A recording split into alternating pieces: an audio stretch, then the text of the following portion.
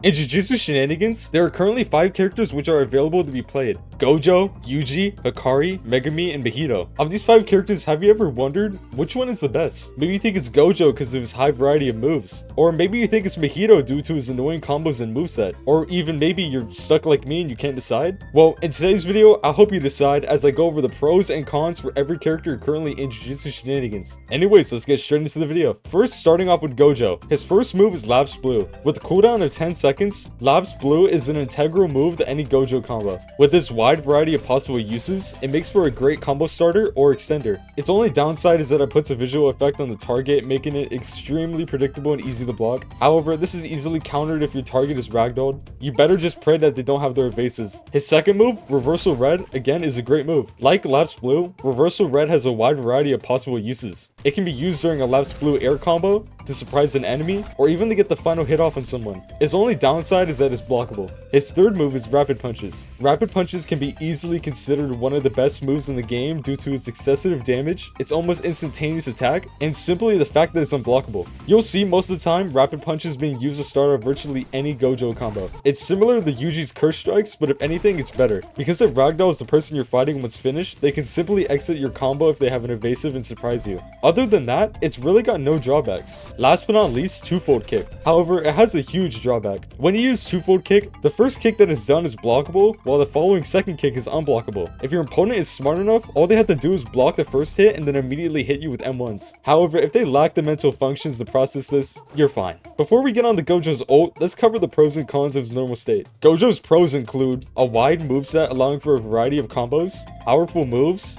brain-numbingly OP combos, and being extremely easy to play. Now, however, these are the cons. Lapse Blue and Reversal Red are extremely easy to counter. However, if put into a combo and used correctly, they can be extremely dangerous. All of Gojo's moves can be countered. On the Gojo's ult, you know, actually, never mind. This part really doesn't need any discussion. Gojo's ult is busted, and most of you guys probably know that. You know, all of his moves can't be countered, and they're all unblockable. There's like no point in even talking about it. Well, next on the chopping block is Yuji. Starting off with Curse Strikes, Yuji has an extremely brain-dead moveset. Curse Strikes has been known to be one of the most busted moves in the entire game. Its hitbox is superly broken, which makes for an extremely busted move. Its only drawback is that it's considered blockable with a slight wind-up. However, this is countered by simply just using the move in a combo. This can make it harder to block for most, or you can simply just use this jump variant as it's unblockable. Next up, Crushing Blow. Overall, a decent move. One plus is that it can be used for movement tech and getting around the map. The only downside to this move is that the jump variant is blockable. Next, we got Divergent Fist. Its Black Flash variant possibly is one of the most satisfying finishers in the game. Depending on how you use it, you can incorporate it or its Black Flash variant into some of the most brain-dead combos ever.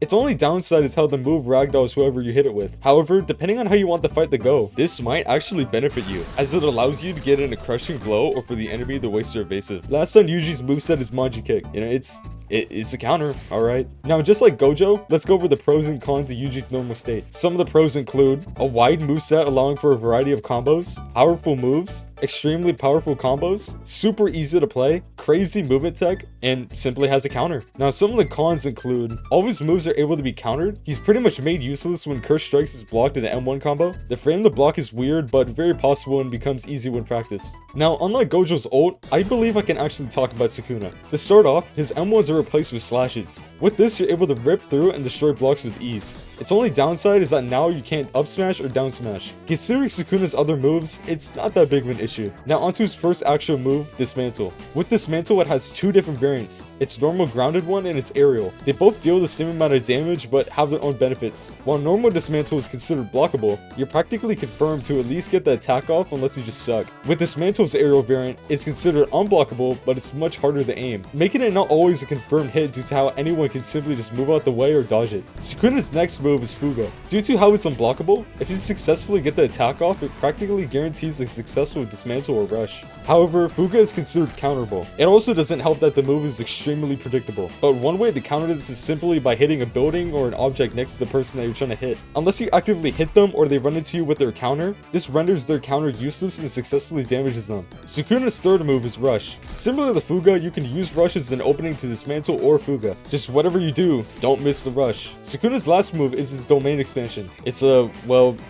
Domain. For Sukuna's special moves, he has Cleave and World Cutting Slash. Cleave bypasses block, which is super helpful during his domain, and you already know what World Cutting Slash is. Now on to Sukuna's pros and cons. Some of the pros include powerful moves, good combos, easy to play, and moves have crazy hitboxes and range for no reason. Some of the cons include having blockable moves, literally every move can be countered, and once you learn Sukuna's moveset, it's extremely easy to predict what moves will be used. Next up, we got Akari. Starting off, we have Reserve Balls. It's a very decent move to end off a combo, and it has a pretty good variant. However, it's very easy to block and predict. Next is Shutter Doors, an essential move to any Akari combo. This move works like a combo extender, and if paired with M1 tech, it can be especially annoying.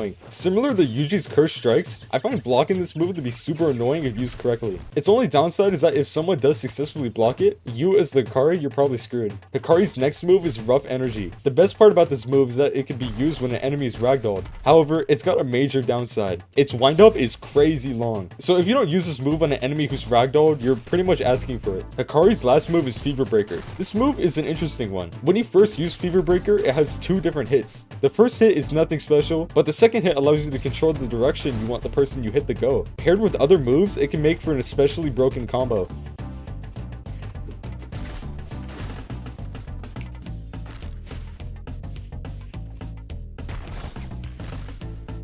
Its only downside is that it's blockable. Now, let's go over the overall pros and cons of Akari's normal state. Some of the pros include short cooldowns, almost inescapable combos, pretty easy to play, and has the counter. Some of the cons include all moves can be countered, only got one. Now, onto Akari's ult. His first move is Lucky Volley. This barrage-like move is pretty decent. Its only downside is that it's entirely blockable besides his last hit. Akari's next move is Lucky Rushdown. I don't really have much to say about this move. It's got a cool finisher though. Next is Overwhelming Luck. It's a okay-ish move. It works kind of weird and its damage could definitely be better. Its major downside is that it's got a crazy long windup. So if you aren't far away from your target or they aren't ragdolled, you're done for. Akari's last move is Energy Surge. Definitely my favorite of all Akari's 4 moves for his ult. I don't really have any downsides to this move. It's got a crazy hitbox and it hits like a truck. Akari also has a special that buffs his moves. It's pretty good. But other than that, that's it. So let's go over the pros and cons for Akari's ult. Some of the pros include the potential for it to be a long ult and health regeneration that pretty much makes you invincible.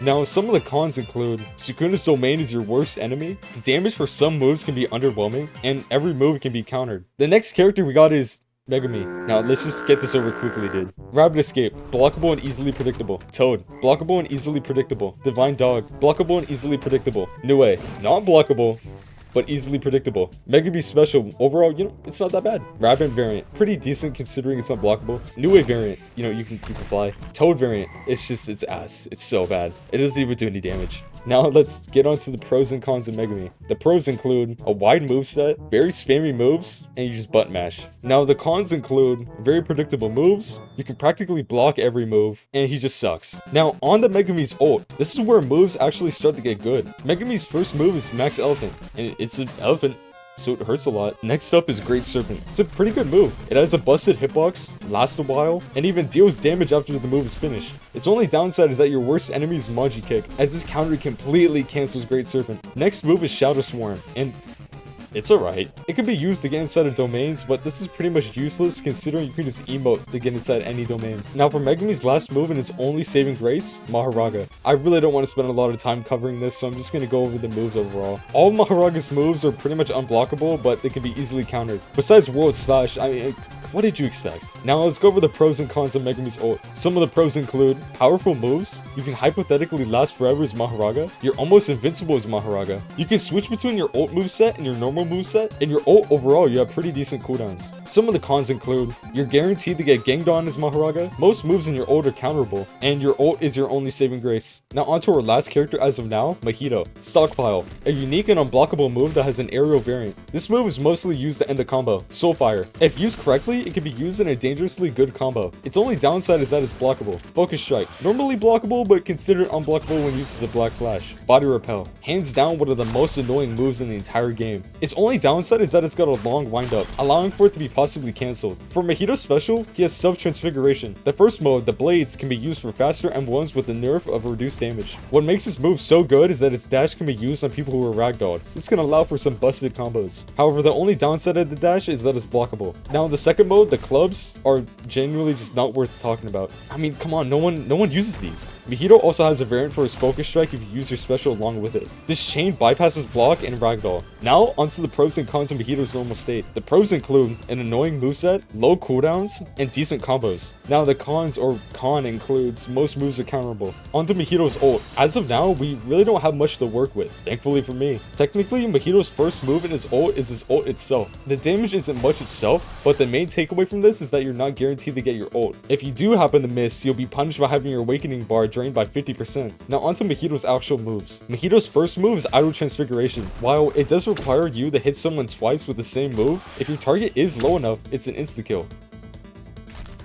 This move is unblockable, so it can be countered by a counter. Mahito's next move is Head Splitter. I mean, Draw Splitter. Yeah, Draw Splitter replaced Mahito's Head Splitter. At first, I didn't like this change, but the more I use Mahito, I realized Draw Splitter is just superior. While Head Splitter may be more goofy and funny, Draw Splitter is just more practical. Does it have any downsides? No, not really. Mahito's last move as of now is his domain expansion. I don't really have much to say about this domain. All you do is just run away. I mean, can't really fight back. Now, onto the pros and cons of Mahito's ult. Some of the pros include more annoying moves, and he's extremely quick. For the cons, most of his moves are counterable, and his moveset isn't finished yet. Well, that's currently every character in Jujutsu Shenanigans. If you guys enjoyed, don't forget to leave a like and subscribe to the channel. Also, don't forget to enter the giveaway. Anyways, guys, I'll see you guys later.